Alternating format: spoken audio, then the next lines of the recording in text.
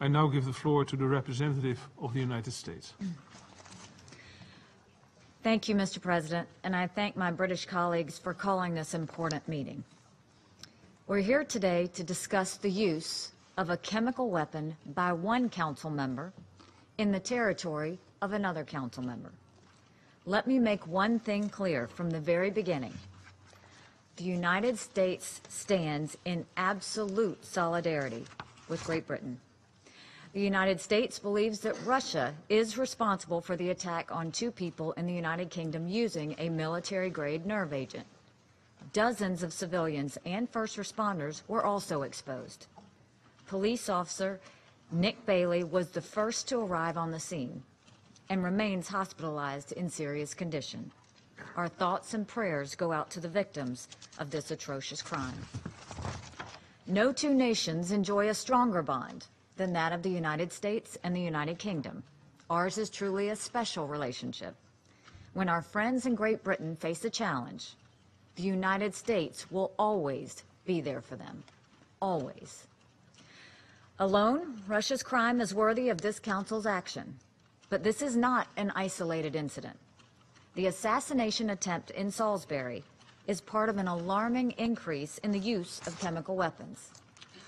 Last year, the North Korean regime used the nerve agent VX to publicly assassinate Kim Jong-un's brother in a Malaysian airport.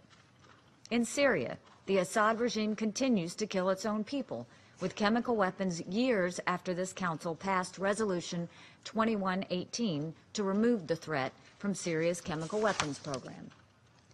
When the Security Council created a mechanism to investigate chemical weapons attacks, that mechanism was targeted when it began to shine a spotlight on Assad's role in killing his own people. A growing concern in all of this dangerous and destabilizing activity is Russia. Russia failed to ensure Syria destroyed its chemical weapons program. Russia killed the Joint Investigative Mechanism when it found Assad liable for chemical attacks.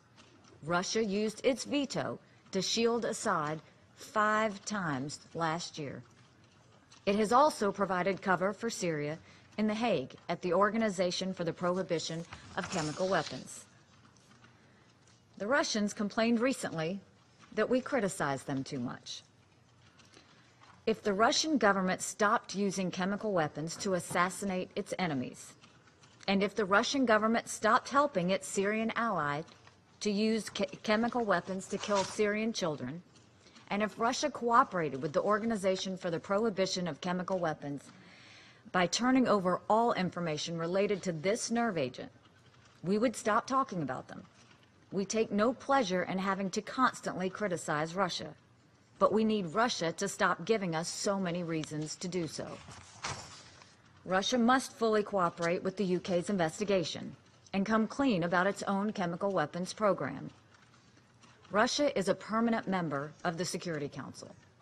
It is entrusted in the United Nations Charter with upholding international peace and security. It must account for its actions.